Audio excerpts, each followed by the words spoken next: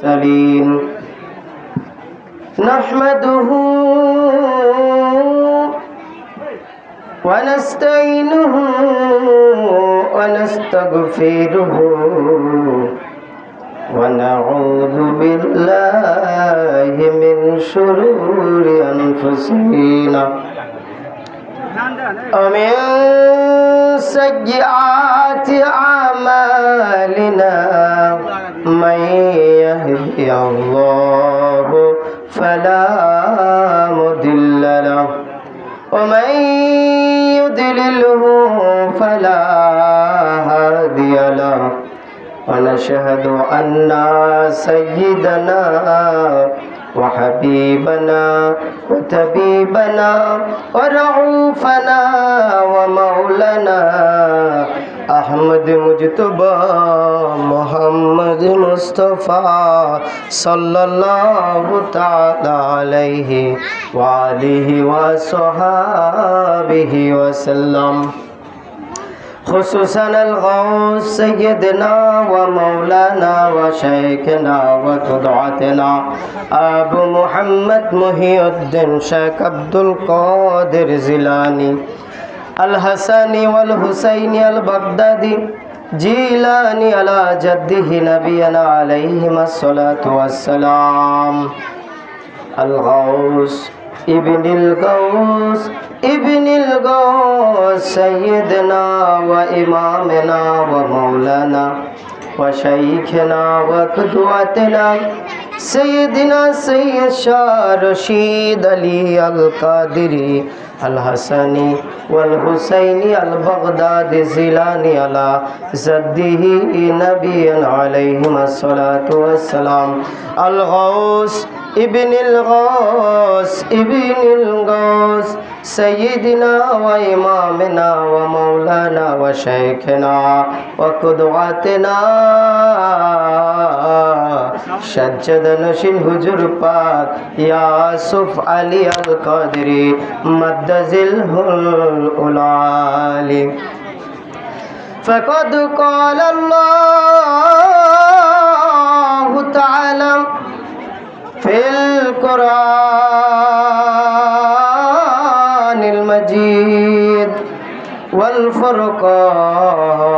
والفرقان الحميد بسم الله الرحمن الرحيم قل بفضل الله وبرحمته فبذلك فليفرحوا هو خير مما يجمعون صدق الله العلي العظيم وصدق رسوله النبي الحبيب الكريم ونحن على ذلك من الشاهدين والشاكرين والحمد لله رب العالمين فقد قال الله تعالى في القرآن المجيد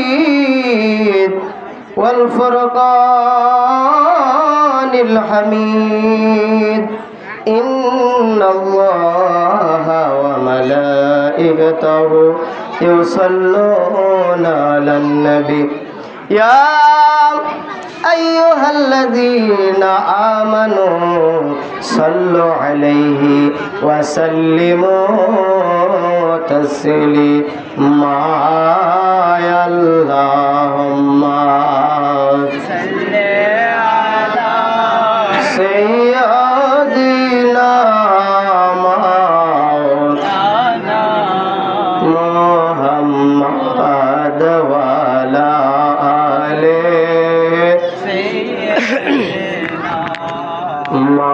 مولانا আসমান জমিনের সবাই বলে আজ আমাদের খুশির দিন এ ধরাতে तशरीफ अनलें रहमतल लिल आलमीन अल्लाहुम्मा सल्ली अला सय्यदिना मौलाना मुहम्मद वाला आले सय्यदिना मौलाना कि मुहम्मद से वफा कि मुहम्मद से वफा तूने तो हम तेरी है ये जहाँ क्या चीज है या लौह कलम तेरी है अल्लाहुम्मा सल्ली सय्यदिना मौलाना मुहम्मद वाला आले मौलाना मुहम्मद। अल्हम्दुलिल्लाह अल्हम्दुलिल्लाह रब्बिल आलमीन वस्सलातु वस्सलामु अलैका सय्यदुल अंबिया वल मुरसालिन। समस्त प्रशंसा সেই মহান জাল্লে জালাল পরওয়ারদিগার রব্বি করিম মহান আল্লাহ তাআলার দরবারে যিনি আজ আমাদের 12ই রবিউল আউয়াল পবিত্র ঈদে মিলাদুন নবী সাল্লাল্লাহু তাআলা আলাইহি ওয়া আলিহি ওয়াসাল্লামের জশ্নে জুলুসে শরীক হওয়ার তো তৌফিক দান করেছেন এবং এ মাহফিল পাকে হাজির হওয়া এবং বসার মতো তৌফিক দান করেছেন। সে রব্বি ইজ্জত বাড়ি তাআলার দরবারে লাখো কোটি শুকরিয়া ও সুজুদ আদায় করে জোরে সোরে বলে আলহামদুলিল্লাহ। আল্লাহ পাক রব্বুল আলামিন এই 12ই রবিউল আউয়ালের দিনটাকে মহামান্বিত বলে ঘোষণা করে দিয়েছেন। বলুন না সুবহানাল্লাহ। আল্লাহ পাক রব্বুল আলামিন উম্মতে মুহাম্মাদির জন্য সবচাইতে শ্রেষ্ঠ নিয়ামত এই দিনে দুনিয়াতে পাঠিয়েছেন। বলুন না সুবহানাল্লাহ। অর্থাৎ পৃথিবীতে যত কিছু আমরা দেখতেছি সবকিছু কিন্তু আল্লাহ তাআলার নিয়ামত, ঠিক কিনা? কোন জিনিসটা আল্লাহর নিয়ামত না? সব কিছুই আপনি চোখ দিয়ে যা দেখবেন সব কিছুই আপনার জন্য আল্লাহ তাআলার পক্ষ থেকে নিয়ামত। আজ আমাদের নিজেদের দ্বারা যদি আমরা প্রশ্ন করি যে আমার যে হাতটা আছে এটা আমার জন্য নিয়ামত, আমার যে চোখ দুটো আল্লাহ পাক রব্বুল আলামিন ভালো দিয়েছেন, যদি আল্লাহ চোখ দিয়েছেন কিন্তু চোখের জ্যোতি নাই, তাহলে আমার চোখের যে নিয়ামত সেটা থেকে আমি কি বঞ্চিত, ঠিক কিনা? আমার যদি পা না থাকতো আমি তখন হাঁটতে পারতাম না। আমার আল্লাহ যে আমাকে পাটা দিয়েছেন, হাঁটার মতো তৌফিক দিয়েছেন, সেটা আমার জন্য কি নিয়ামত। অতএব আল্লাহ পাক রব্বুল আলামিনের নিয়ামত সমগ্র বিশ্বে সমুদ্র সৃষ্টিতে বিরাজমান। বলুন না সুবহানাল্লাহ। এখন আসেন, যদি আল্লাহ তাআলার এই নিয়ামতগুলোকে আমি বলি যে সমস্ত নিয়ামত একত্র করা হোক, সমস্ত নিয়ামতগুলোকে একত্র করা হোক আর আমার দয়ার নবীর কদম মুবারকের ধুলি মুবারক একত্র করা হোক। বলুন না সুবহানাল্লাহ।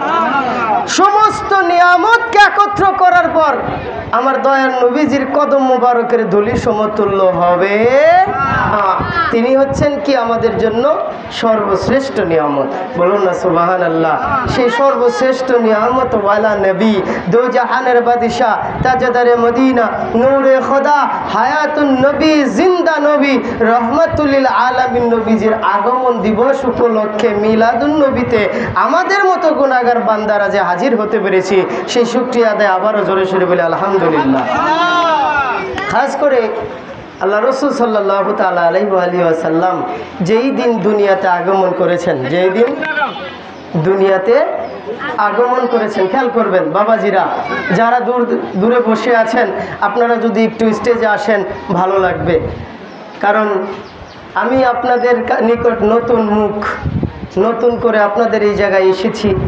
আপনাদের ভালোবাসা যদি পাই, অন্য জায়গায় গিয়ে বলতে পারবো যে না, চলনাবাসীর কাছ থেকে ভালোবাসা পেয়ে এসেছি।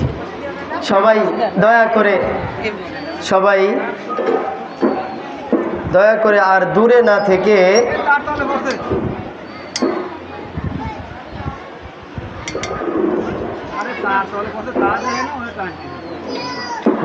থেকে সবাই স্টেজে চলে আসুন বাবাজিরা, ভাইরা।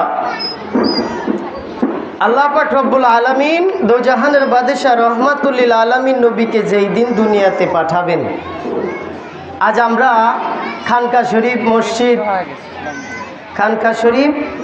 মসজিদ কি করেছি? আলোক সজ্জায় সজ্জিত করেছি কিনা কথা বলেন। কেন? আজ আমাদের জন্য ঈদের দিন। ঈদের দিন মানে আজকে আমাদের খুশির দিন, বলুন না সুবহানাল্লাহ। আল্লাহ পাক রব্বুল আলামিন যেই দিন দোজাহানের বাদশাহ নবীকে পাঠিয়েছেন, যেই দিন দোজাহানের বাদশাহ রহমাতুল লিল আলামিন নবীজিকে পাঠিয়েছেন, আল্লাহও তার ভুবনটাকে সাজিয়েছেন, বলুন না সুবহানাল্লাহ। হযরতে আব্দুল মুত্তালিব আলাইহিস সালাম তিনি বর্ণনা করেন, আমার বেটা আব্দুল্লাহর ঘরে যেই দিন আমার নাতি ভাইও দুনিয়াতে আগমন করেন, সেই দিন আল্লাহ পাক রব্বুল আলামিনের আরশে মুআল্লার দিকে তাকায়া দেখি, আসমানের দিকে তাকায়া দেখি, আমার আল্লাহ তাআলা তার তারকারাজিকে এমন সুন্দর সাজসজ্জা বানিয়েছে, যেমনি ভাবে আমাদের খানকা মসজিদ এমন ভাবে ঝলক বাতি দিয়ে সাজানো হয়েছে। আল্লাহ পাক রব্বুল আলামিন তার আসমানটাকেও তারকা দ্বারা এমন সৌন্দর্যপূর্ণ করলেন। কবির ভাষায় কবি তিনি বলতেছেন, আকাশের তারাগুলি, সবাই একসাথে বলবে, আকাশের তারাগুলি ঝিলিমিলি জ্বলছে, রাসূল এসেছে, হাবিব এসেছে, রাসূল এসেছে, হাবিব এসেছে, ধন্য ধন্য মায়া মেনা, ধন্য আপনার জিন্দেগি, বলুন না সুবহানাল্লাহ। আরে ধন্য ধন্য মায়া মেনা, ধন্য আপনার জিন্দেগি, আপনার ঘরে তাশরিফ আনলেন রহমাতুল লিল আলামিন, প্রেম হরষে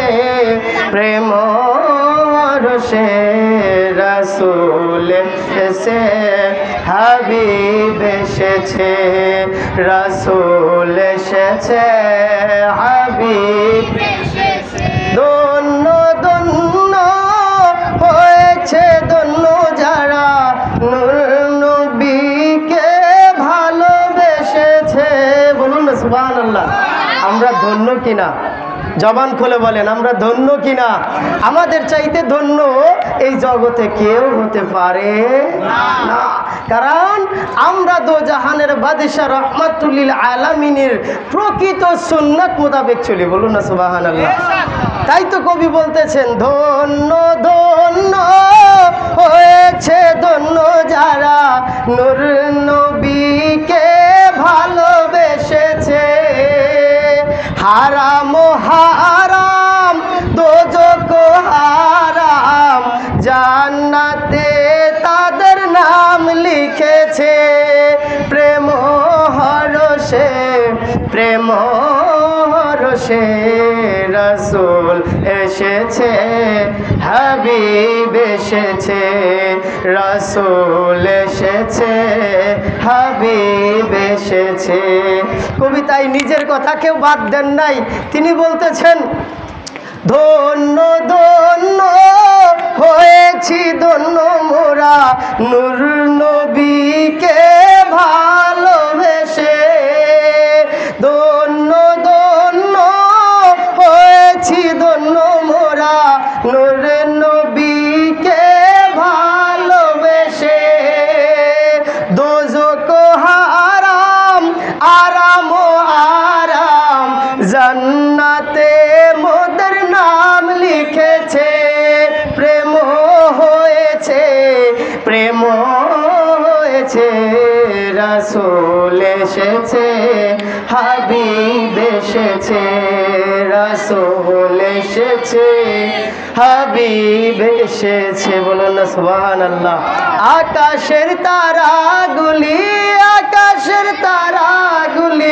ঝিলিমিলি ঝিলিমিলি জ্বলছে রাসূল এসেছে হাবিব এসেছে রাসূল এসেছে হাবিব এসেছে বলুন না সুবহানাল্লাহ আল্লাহ পাক রব্বুল আলামিন তিনি আসমানটাকে তারকা দ্বারা সাজিয়েছেন আল্লাহ পাক রব্বুল আলামিন তার আসমানের ফেরেশতাদেরকে এই দোজাহানের বাদশা রহমাতুল লিল আলামিন নবীজির আগমনের উপলক্ষে তার ফেরেশতাদেরকে আনন্দের জন্য ছুটি দিয়ে দিয়েছেন বলুন না সুবহানাল্লাহ ও ভাই ফেরেশতাদের খাওয়া লাগে না জিরানো লাগে না ঘুমও লাগে না ক্লান্তিও লাগে না তাদের কোনো ছুটির ব্যবস্থা নাই সৃষ্টি লগন থেকে শুরু করে কিয়ামত তাক পর্যন্ত যেই ফেরেশতার যে দায়িত্ব সেই দায়িত্বের মধ্যে পড়ে থাকবেন কিন্তু দোজাহানের বাদশা নূরে মুজাসসাম হায়াতুন নবী জিন্দা নবীজির আগমনের দিন আল্লাহ তার ফেরেশতাদেরকে বললেন ও আমার ফেরেশতারা রে যাকে দুনিয়াতে পাঠাবো বলে আমি দুনিয়া সৃষ্টি করলাম ও ফেরেশতারা আরে যাকে না পাঠাইলে তামাম মাখলুকের কোনো কিছু পাঠাইতাম না সেই নবীর আজকে আগমনের দিনের উপলক্ষে আজ আমি তোমাদেরকে ছুটি ঘোষণা করে দিলাম কেন জানোনি আজকে তোমরা মনটা ভরে আমার নবীর আগমন উপলক্ষে জুলুস করতে থাকবে আনন্দ মিছিল করবে বলুন না সুবহানাল্লাহ আল্লাহ পাক রব্বুল আলামিন দোজাহানের বাদশা নবীজির আগমনের পূর্বেই সমস্ত নবীগণের মাধ্যমে অর্থাৎ আদম আলাইহিস সালাম থেকে ঈসা রূহুল্লাহ পর্যন্ত যত নবীগণ দুনিয়াতে আগমন করেছেন প্রত্যেক নবীরা ছিলেন আমার দয়ার নবীর মেসেঞ্জার অর্থাৎ দয়াল নবী যে দুনিয়াতে আগমন করবেন সেইটার পায়গাম পূর্বে থেকেই তিনারা বর্ণনা করে দিয়েছেন বলুন না সুবহানাল্লাহ হযরত আদম আলাইহিস সালামের 120 জোড়া সন্তানের সামনে রেখে তিনি বর্ণনা করতেছেন ও আমার সন্তানেরা শুনে নাও আমি হতে পারি প্রথম পুরুষ আমি হতে পারি তোমাদের আদি পিতা পৃথিবীতে যত মানুষ দুনিয়াতে আগমন করবে সকলের আদি পিতা আমি আদম কিন্তু আমি আদমেরও পিতা আছে তোমরা জানোনি আরে যারও সিলাই আমি আদম সৃষ্টি যে আদমকে দুনিয়াতে পাঠাইলো দুনিয়াতে নবীজিকে পাঠাবে বলে সেই দোজাহানের বাদশা নবীজি সকল নবীর সেরা নবী দুনিয়াতে আগমন করবে বলে আমি আদমকে বানাইলো আল্লাহ ও আমার সন্তানেরা শুনে নাও আল্লাহ পাক রব্বুল আলামিন সকল নবীর পরে শেষ নবী হিসেবে যে নবীকে পাঠাবেন তিনি হচ্ছেন সকল নবীদের ইমাম বলুন না সুবহানাল্লাহ সকল নবীদের শ্রেষ্ঠ নবী তিনি সকল নবীদের শেষ নবী তাকে ঘোষণার জন্য আল্লাহ তাআলা আমাকে আহকাম দিয়েছেন হুকুম দিয়েছেন তোমাদের নিকট বলে যাই তোমরা যতদিন বেঁচে থাকবে তোমাদের সন্তানদেরকে বলবে আমার দয়ার নবী মায়ার নবী দুনিয়াতে আগমন করবে বলে দুনিয়া আল্লাহ বানাইছে বলুন না সুবহানাল্লাহ ও ভাই এই পায়গাম যখন নবীগণ পাইতে থাকলো সকল নবীর সেরা নবীর উম্মতের মর্যাদা কেমন আল্লাহ সেটাও বর্ণনা করেছেন আল্লাহ পাক রব্বুল আলামিন অন্যান্য নবীদের কাছে যখন নবীর উম্মতের ঘটনা বললেন যে বনি ইসরাইলের নবীগণের চাইতে শেষ নবীর উম্মত শ্রেষ্ঠ হবে বলুন না সুবহানাল্লাহ সেই জন্য তো কিছু নবীগণ আমার নবীর উম্মত হওয়ার জন্য আল্লাহর কাছে দরখাস্ত করেছেন বলুন না সুবহানাল্লাহ মুসা আলাইহিস সালাম আল্লাহর কাছে আরজি জানালেন ও আল্লাহ তুমি যে আমাকে নবুয়ত দিয়েছো, রিসালাত দিয়েছো, কিতাব দিয়েছো, কোনো কিছু চাই না, আমার সব কিছু কেড়ে নাও, আমার নবুয়তের দরকার নাই, আমার রিসালাতের দরকার নাই, তুমি তোমার শেষ নবী, তোমার হাবিবুল্লাহর উম্মত হিসেবে আমায় কবুল করে নাও। বলুন না সুবহানাল্লাহ। হযরত ঈসা আলাইহিস সালাম যখন দোজাহানের বাদশা নবীর বর্ণনা শুনলেন, তার মাহাত্ম্য শুনলেন, ঈসা রূহুল্লাহ আল্লাহর কাছে আরজি জানালেন, ও আল্লাহ, আমি ঈসা রূহুল্লাহ বানিয়েছ, অর্থাৎ আমাকে এত সম্মান দান করেছো, আমার এত সম্মান দরকার নাই। ও আল্লাহ, দোজাহানের বাদশা আপনার হাবিবুল্লাহর উম্মত হিসেবে আমি ঈসাকে কবুল করে নেন। বলুন না সুবহানাল্লাহ। আমার আল্লাহ তাআলা কবুল করে নিলেন। শেষ কিয়ামতের পূর্বে হযরত ঈসা আলাইহিস সালামের আবির্ভাব হবে একমাত্র দয়াল নবীজের উম্মত হওয়ার জন্য। বলুন না সুবহানাল্লাহ। অর্থাৎ পৃথিবীতে যত নবী রাসূল এসেছেন, সকল নবী রাসূল ছিলেন আমার নবীজির মেসেঞ্জার। বলুন না সুবহানাল্লাহ। এখানে যদি বড় ধরনের কোনো স্টেজ প্রোগ্রাম হয়, ৫-৭ জন বক্তার ভিতরে একজন বক্তা থাকে প্রধান বক্তা, ঠিক কিনা? প্রধান বক্তা কি প্রথমে আসে নাকি শেষে আসে? যখন প্রধান বক্তার পূর্বে বিশেষ বক্তারা আসে, বিশেষ বক্তা এসে কি বলেন, আমাদের আজকের মঞ্চে প্রধান বক্তা অমুক, ঠিক কিনা? অর্থাৎ বিশেষ বক্তারা হচ্ছে প্রধান বক্তার মেসেঞ্জার, জানিয়ে দেন যে আজকের আকর্ষণ অমুক। তো ঠিক তেমনি ভাবে অন্যান্য নবীগণ আমার দোজাহানে বাদশা নবীজির মেসেঞ্জার। বলুন না সুবহানাল্লাহ। হযরত মা আমেনা আলাইহিমুস সালাতু ওয়াস সালাম যখন দয়ার নবীকে তার গর্ভে রাখলেন, তিনি অনেক কিছু নতুনত্ব দেখতে পাইলেন। বলুন না সুবহানাল্লাহ। অন্যান্য মা জননীরা যখন তার সন্তানদেরকে গর্ভে রাখেন, মায়েদের অনেক কষ্ট হয়। সন্তান যখন গর্ভের মধ্যে থাকে, নাড়াচাড়া করে, কত সময় পা দিয়ে লাথি দেয়, নাড়াচাড়া দেয়। সন্তানের কষ্ট মা বুঝে যে গর্ভের মধ্যে সন্তান থাকলে কতটা কষ্ট অনুভব হয়। কিন্তু মা আমেনাকে জিজ্ঞাসা করা হলো, ও আমেনা, তোমার সন্তান গর্ভে থাকা অবস্থায় তুমি কেমন অনুভব করেছিলে? হযরতে মা আমেনা আলাইহিস সালাম বলতেছেন, শোনো শোনো শোনো, অন্যান্য নারীগণ যেমনি ভাবে সন্তান তার পেটের মধ্যে রাখলে সন্তান যে পেটের মধ্যে আছে অনুভব করতে পারে, ভার অনুভব হয়, সন্তান পেটের মধ্যে নাড়াচাড়া করে, লাথি মারে, কিন্তু আমি কাকে যেন আমার এই গর্ভে রেখেছি, জানি না আমার এই গর্ভটা অন্যান্য মহিলাদের মতো উঁচা হয় নাই। যেমনিভাবে আমি পূর্বে ছিলাম, আমার সন্তান যে আমার পেটের মধ্যে আছে ঠিক তেমনিভাবে অনুভব। অন্যান্য মা জননীরা পেটের মধ্যে সন্তান রাখার পর কষ্ট অনুভব হয়, খোদার কসম করে বলতেছি আমি আমেনার কোনো কষ্ট অনুভব হয় নাই। বলুন না সুবহানাল্লাহ। হযরতে আব্দুল মুত্তালিব আলাইহিস সালামের নিকট আরবের কিছু লোক বিচার নিয়ে আসলেন, ও আব্দুল মুত্তালিব, তুমি জানো নি তোমার বিধবা বেটার বউ সে কি এমন আতর লাগায়, তার আতরের এত সুঘ্রাণ, মেশকো আম্বরের মতো ঘ্রাণ, এত সুঘ্রাণ সে কেন লাগায়? কারণ বিধবা নারীদের জন্য সুঘ্রাণ লাগানো নিষেধ আছে। তো তারা সকলে আব্দুল মুত্তালিবের কাছে বিচার দিলেন, ও আব্দুল মুত্তালিব, এই বিচারটা তোমার কাছে রইল, সে যেন এমন আতর সে যেন আর ব্যবহার না করতে পারে, কারণ আমেনা এমন আতর লাগায়, আরবে এমন আতর ব্যবহার কেউ করেন নাই, এত সুঘ্রাণ যুক্ত আতর এই আরবের মধ্যে নাই। বলুন না সুবহানাল্লাহ। একদিন আব্দুল মুত্তালিব আলাইহিস সালাম মা আমেনা আলাইহিস সালামকে ডাকলেন, ডেকে বলতেছেন, ও মা জননী, আমার কলিজার টুকরা বেটি, তুমি কি এমন আতর ব্যবহার করো, আমি নিজেও সেটা উপলব্ধি করেছি, কিন্তু লজ্জা করে বলতে পারি নাই। আমেনা রে, আরবের মানুষেরা আমার নিকট তোমার বিচার দেয়, তুমি কি এমন আতর ব্যবহার করো, কোন জায়গা থেকে তুমি আতর সংগ্রহ করো? হযরতে মা আমেনা বলতেছেন, আব্বাজান আপনি আমার গায়ের শরীরের গন্ধের কথা বলতেছেন, আমার শরীর দিয়ে ঘ্রাণের কথা বলতেছেন। আব্বাজান জানেননি আমি আমেনা যখন থুতু ফেলাই, অর্থাৎ মা আমেনা তৎক্ষণাৎ একটু থুতু ফেললেন, ওই থুতু দ্বারা মেশক আম্বরের ঘ্রাণ বের হচ্ছে। বলুন না সুবহানাল্লাহ। অর্থাৎ মা আমেনা বলতেছেন, আব্বাজান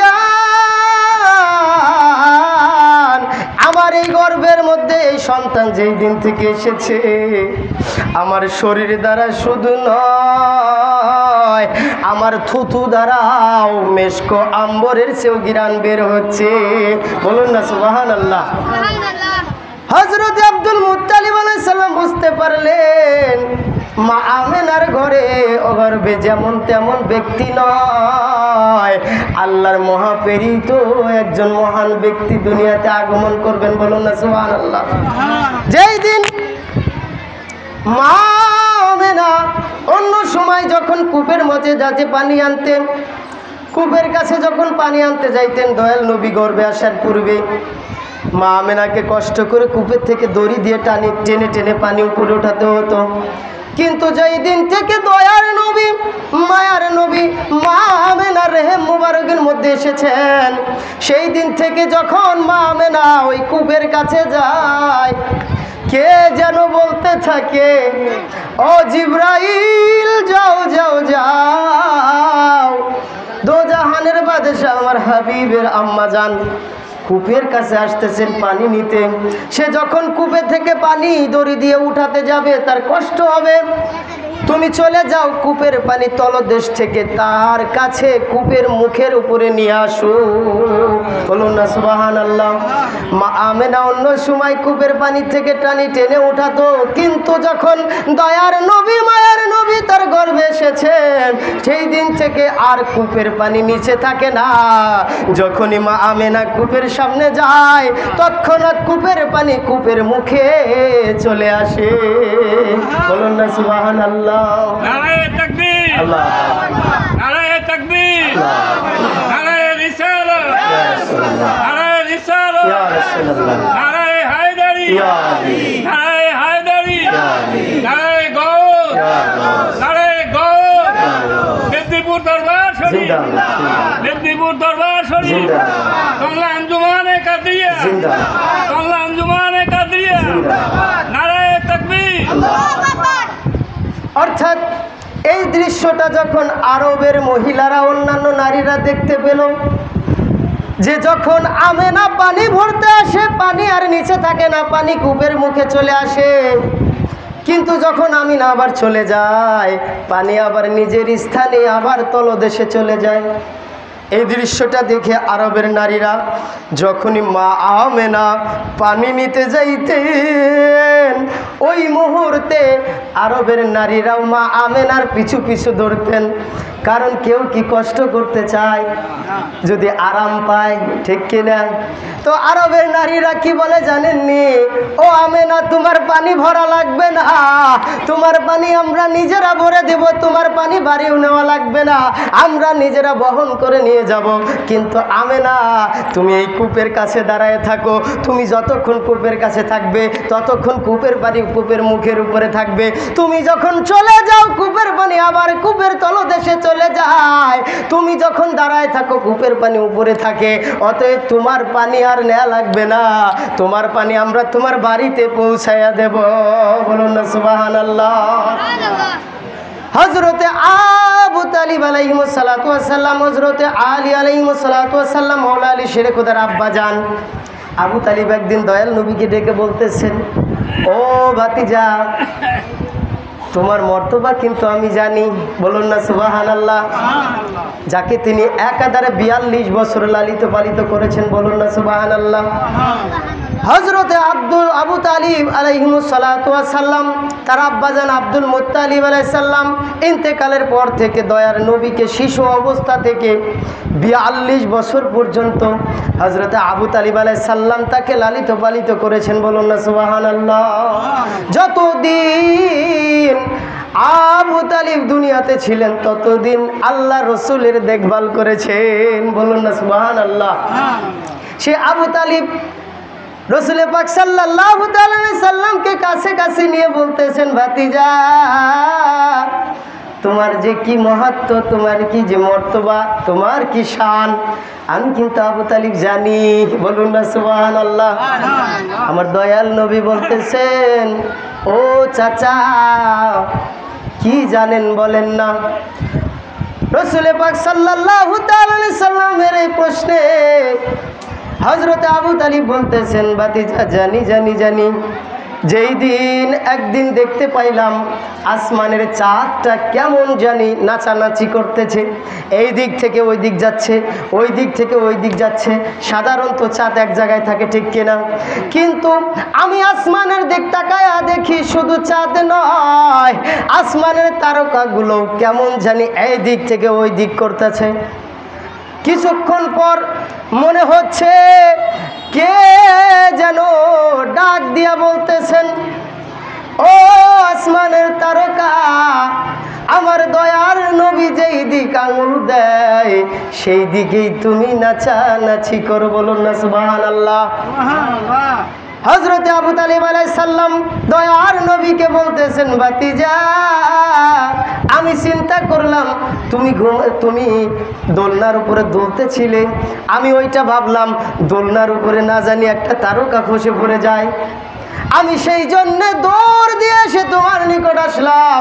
এসে যখন দেখলাম তোমার হাত পা নাড়াচাড়া করতেছ, ওই হাত পা যখন আমি উপরের দিকে তাকালাম, তোমার হাত যেই দিক যায় আসমানের চাঁদ সেই দিকে যায়। বলুন না সুবহানাল্লাহ। অর্থাৎ যেই দিন মা আমেনা দয়ার নবীকে দুনিয়াতে আগমন ঘটলো, দয়াল নবীকে কোলের মধ্যে নিয়ে মা আমেনা কান্না করতেছেন।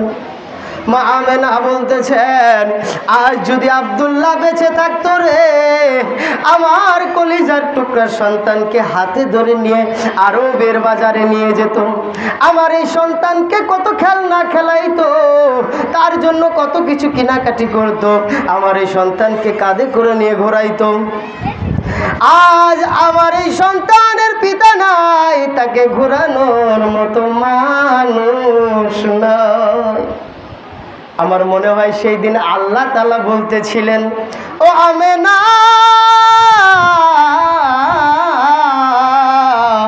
তুমি কিসের চিন্তা করতেছ? তোমার স্বামী আব্দুল্লাহ বেঁচে থাকলে আমার বন্ধু আমার হাবিবকে আরবের বাজারে নিয়ে ঘোরাইতো, আরবের বাজারে নিয়ে বাজার থেকে খেলনা খেলাইতো, খেলনা দোলনা খেলে আনতো।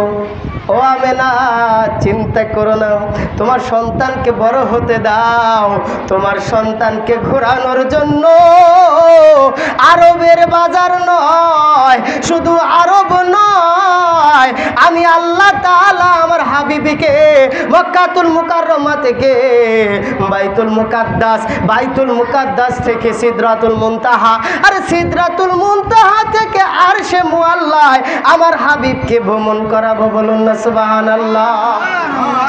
আব্দুল্লাহ বেঁচে থাকলে আরবটা ঘুরাইতো, আরবের বাজারটা ঘুরাইতো। আমি রব্বুল আলামিন আমার হাবিবকে ঘোরানোর জন্য এই দুনিয়াটা শুধু নয়, 7 আসমান ভেদ করে সিদরাতুল মুনতাহা থেকে 70,000 নূরের পর্দা ভেদ করে আল্লাহ তাআলার আরশে মুআল্লায় ভ্রমণ করাবে। আমার আল্লাহ তাআলা মা আমেনাকে ডেকে বলতেছেন, আমিনা রে, ও আমেনা, আজ আব্দুল্লাহ বেঁচে থাকলে হয়তো আব্দুল্লাহ তোমার সন্তানের জন্য ওই আরবের বাজার থেকে কিছু খেলনা, মাটির খেলনা, পাথরের খেলনা কিনে দিত। ও আমেনা তুমি চিন্তা করো না, তোমার সন্তানের জন্য আমি রব্বুল আলামিন আসমানের চাঁদটাকে খেলনা বানাইয়া দিলাম। সেটাই তো আবু তালিব আলাইহিস সালাম দেখতে পাইলেন। তার ভাতিজা যখন হাত ডান দিকে নেয়, আসমানের চাঁদ ডান দিকে যায়, সে যখন বাম দিকে ডান হাতটা নেয়, তার বাম হাতের ইশারায়, ডান হাতের আঙ্গুলের ইশারায় চাঁদ আমার দয়ার নবীর খেলনায় পরিণত হয়ে গিয়েছে। এটা কার দান বাবাজি? আল্লাহ তাআলা তার হাবিবের জন্য, এই দোজাহানের বাদশা রহমাতুল লিল আলামিন নবীর জন্য এই দুনিয়ার কিছু খেলনা নয়, আল্লাহ তাআলার আরশে মুআল্লা থেকে আল্লাহ পাক রব্বুল আলামিন আসমানের চাঁদটাকে তার বন্ধুর খেলনা বানায়া দিলে। বলুন না সুবহানাল্লাহ। আজ আমরা দয়াল নবীজির আগমনে হাজির হয়েছি, ঠিক কিনা? আজ আমরা যখন ঈদে মিলাদুন নবী পালন করি, সেই সময় কিছু আমার প্রিয় ভাইয়েরা তারা সিরাতুন নবী পালন করে কিনা? আচ্ছা বলেন, সিরাত আগে না মিলাদ আগে? আগে সিরাত আর মিলাদের অর্থটা বোঝাই দিই। সিরাত অর্থাৎ হচ্ছে জীবন চরিত্র, অর্থাৎ আমি জন্ম নেওয়ার পর থেকে মৃত্যু পর্যন্ত যে লাইফটা চালাবে আল্লাহ পাক রব্বুল আলামিন, আমার জীবনটা যতদিন চলবে সমস্ত কিছু হচ্ছে আমার সিরাত। আর মিলাদ আমি যেই দিন জন্ম নিয়েছি, আমাদের জন্য কি মিলাদ অর্থ জন্ম, কিন্তু দোজাহানের বাদশা রহমাতুল লিল আলামিন নবীর জন্য আগমন। বলুন না সুবহানাল্লাহ। তো দেখেন, আমার যদি জন্মই না হইতো, আমার যদি মিলাদই না হইতো, তো আমার জীবন চরিত্র কোথা থেকে আসবে? আমার জন্মটা নামাই না, আমার জীবন চরিত্র মারলেন, আমি জীবনে কি করলাম ওইটা মারলেন, আমার জন্মই আপনি মারলেন না, তাহলে আমার এই জীবন চরিত্র দ্বারা কোনো কিছু আসে যায়? তারা বলে, কি বলে যে এই দিনে দুনিয়াতে রহমাতুল লিল আলামিন নবীজি আগমন করেছিলেন, এই দিনেই দয়াল নবীজি পর্দা ওফাতে ইন্তেকাল করেছিলেন। তো তোমরা শুধু মিলাদুন নবী পালন করো, সিরাতুন নবী ওনার জীবন চরিত্র নিয়ে উনি যে দিন ইন্তেকাল করেছেন মৃত্যু দিবস পালন করো না কেন? নাউজুবিল্লাহ বলেন না। আমি বলতে চাই, ও আমার মুসলমান ভাই, তোমরা হাদিস পড়ো, কোরআন পড়ো, কিন্তু হাদিস কোরআনের মর্ম জানো না, ঠিক কিনা? আমার নবী যেমন তেমন নবী নয়, তিনি হচ্ছেন হায়াতুন নবী, জিন্দা নবী। অর্থাৎ পৃথিবীর বুকে আল্লাহ পাক রব্বুল আলামিন তার প্রিয় ব্যক্তিদেরকে হায়াত হিসেবে ঘোষণা করেছেন যে তারা দুনিয়ার থেকে পর্দা নেবে, অর্থাৎ এই দুনিয়া থেকে আড়ালে যাবে, কিন্তু তোমরা এটা ভেবো না তারা মারা যাবে। হয়তো এই দুনিয়াতে আমি রব্বুল আলামিন যেই রূপে পাঠিয়েছি, বলেছি কুল্লু নাফসিন যায়িকাতুল মউত, দুনিয়াতে জন্ম নিয়েছে তো মৃত্যু গ্রহণ করতেই হবে। সেই আনুপাতিক হারে আমাদের সকলকে কি করতে হবে? মারা যেতে হবে। কিন্তু আমাদের আসার আর কোনো প্রসেসিং নাই। কিন্তু আল্লাহর যারা প্রিয় ব্যক্তিত্ব আছে তাদের জন্য আল্লাহ তাআলা বলতেছেন, ওয়ালা তাকুলু লিমা ইউকতালু ফি সাবিলিল্লাহ, যারা আল্লাহর রাস্তায় জীবন দেয়, যারা আল্লাহর রাস্তায় শহীদ হয়, তাদেরকে মৃত বলো না, বরং তারা জীবিত, তাদেরকে কবরে রিজিক দেওয়া হয়। বলো না সুবহানাল্লাহ। তাহলে কি সাধারণ একজন শহীদের মর্তবা কি? তাদেরকে মৃত বলা যাবে না, ধমক দিয়ে বলতেছেন আল্লাহ। আর যাকে সৃষ্টি না করলে আল্লাহ মাখলুকের কোনো কিছু সৃষ্টি করতো না, তাকে মৃত বলতে মোল্লারা বাধা দেয় না, তাদের মনে একটু বাধা আসে না। তিনি হচ্ছেন কি হায়াতুন নবী। বলুন না সুবহানাল্লাহ। কি বলবেন? কয়টার সময়? 12:30টার দিকে কালেকশন করবে। আচ্ছা আচ্ছা, ক্লিনজিংটা দিয়ে দিতে খাস করে রসুল পাক সাল্লাল্লাহু তাআলা আলাইহি ওয়া সাল্লামের এই মিলাদের মাস আসলে খেয়াল করবেন, এই মিলাদের রবিউল আউয়ালের চাঁদ উঠলে মুমিনদের দিলের ভিতরে ঈদের আনন্দ প্রকাশিত হয়। বলুন না সুবহানাল্লাহ। যে আগামী 12ই রবিউল আউয়াল আমরা কিভাবে আনন্দ করব, কোন জায়গায় যাব, এটা নিয়ে চিন্তাধারা করি, ঠিক কিনা? যেমনিভাবে ছোটোবেলায় আমরা ঈদ আসলে, ধরেন রোজার মাস আসলেই আমরা আগের থেকেই প্ল্যানিং করতাম এই ঈদে কোথায় যাব ঘুরতে, কেমন করে সারাটা দিন পার করব। ঠিক তেমনিভাবে মুমিন ব্যক্তিদের জন্য এই 12ই রবিউল আউয়ালের কার্যক্রম কিভাবে তারা আদায় করবে, কিভাবে ঈদে মিলাদুন নবী পালন করবে, সেইটা চিন্তা করে। আর মুনাফিকরা চিন্তা করে যে ঈদে মিলাদুন নবী আসলে কেমনে করে ঈদে মিলাদুন নবীর বিরোধিতা করবে। বুঝতে পেরেছেন? তো আল্লাহ রসুল সাল্লাল্লাহু তাআলা আলাইহি ওয়া সাল্লামের ইশক মোহাব্বত যার দিলের ভিতরে নাই, তার ভিতরে কি ঈমান আছে? কথা বলেন না। কেউ যদি সারা জীবন বলে লা ইলাহা ইল্লাল্লাহু মুহাম্মাদুর রাসূলুল্লাহ পড়ে, ওর কি ঈমান হাসিল হবে? ও কি মুসলমান হবে? হবে না। যতক্ষণ পর্যন্ত মুহাম্মাদুর রাসূলুল্লাহ না পড়বে ততক্ষণ পর্যন্ত মুসলমান হওয়া যায় না, ঈমানদার হওয়া যায় না। অর্থাৎ কালেমার মূল হচ্ছে মুহাম্মাদুর রাসূলুল্লাহ। বলুন সুবহানাল্লাহ। আপনি কোথায় যাবেন? কবরে। কবরে গেলেও আমার নবী ছাড়া উপায় নাই। কারণ কবরের মধ্যে 3টা প্রশ্ন করা হবে, মান রব্বুকা মান দীনুকা। আপনি 2টা প্রশ্নের উত্তর দিছেন, মাগান দয়াল নবীরে যখন হাজির করা হয়েছে আপনি বললেন এরে তো আমি চিনি না। আপনার প্রথম 2টা প্রশ্নের উত্তর কিন্তু মাশাআল্লাহ খুব সুন্দর চটচট করে দিয়েছেন। লাস্টের প্রশ্নের উত্তর না পারার কারণে কি আপনারা জান্নাতে ঢোকাবে নাকি জাহান্নামে? কবি বলতেছেন দমাদম মাস ক্যালেন্ডার, তখন তার কবরের মধ্যে দমাদম মাস ক্যালেন্ডার চলবে। অর্থাৎ মুগুর বোঝেন আপনারা তো গ্রামে এলাকাবাসী আছেন যারা, মুগুর যে মুগুর বসাবে তখন কবরের মধ্যে, যখন দয়াল নবীকে না চিনবে। অর্থাৎ আপনার ওই প্রথম 2টা প্রশ্নের উত্তর আপনি যতই পারেন না কেন, মেন প্রশ্নের উত্তরটাই হচ্ছে দয়াল নবী। বলুন না সুবহানাল্লাহ। আপনি প্রথম উত্তর পারলেন না, কিন্তু দয়াল নবীকে দেখে চিনলেন। দয়াল নবীর এই ধর্মটাকে যে আপনি পালন করেছেন ওইটাও আমার দয়াল নবীর মাধ্যমে। আল্লাহকে যে চিনেছেন ওইটাও কার মাধ্যমে? দয়াল নবীর মাধ্যমে। অর্থাৎ এভরিথিং টোটাল সব কিছু নির্ভর করে আমার নবীজির উপরে। বলুন না সুবহানাল্লাহ। তার উপরে যার ঈমান নাই, তার প্রতি যার মোহাব্বত নাই, তার ভিতরে তার ঈমানও নাই। অতএব খাস করে আঞ্জুমানে কাদরিয়া চলনা খানকা শরীফের কমিটি বিন্দু ওনারা বলছেন যে পাশেই বাথরুম নাকি, পাশেই একটা বাথরুম করা হচ্ছে। আমাদের এই চলনার বুকে খাস করে আশেপাশে কিন্তু কোনো খানকা নাই বা আমাদের তরিকতের মসজিদ নাই। আপনাদের সকলের প্রচেষ্টায় মালিক পাকের নেগাহ করমে এই জায়গায় এত সুন্দর একটা মসজিদ, এত সুন্দর খানকা শরীফ স্থাপিত হয়েছে। সে শুকরিয়া আদায়ে আমরা আল্লাহ তাআলার দরবারে শুকরিয়া আদায় করি, বলি আলহামদুলিল্লাহ।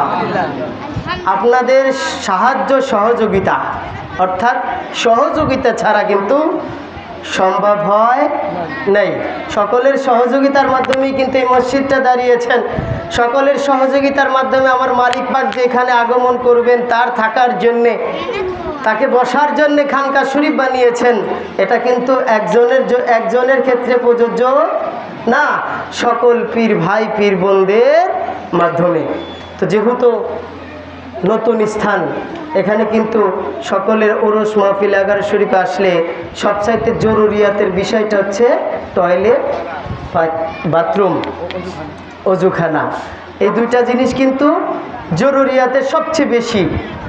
তো সেই জন্যে কমিটি পক্ষ থেকে আপনাদের জন্যে আর্জি করা হয়েছে যে অন্তত পীর বোনদের ক্ষেত্রে আলাদা এবং পীর ভাইদের ক্ষেত্রে আলাদা। আসলে বলাটা ওইভাবে উচিত নয়। কেউ একলাও কিন্তু পারে কিনা, একলাও কিন্তু ইচ্ছা করলে বাথরুম অজুখানা করে দিতে পারেন। কিন্তু আমার মালিক পাকের পক্ষ থেকে আদেশ যে আমাদের খানকা এবং মসজিদের সকল কার্যক্রমে সাধারণ পীর ভাই পীর বোন সকলেই শরীক থাকবে। সেজন্যে সকলেই নাম লেখাবেন নাকি নগদ?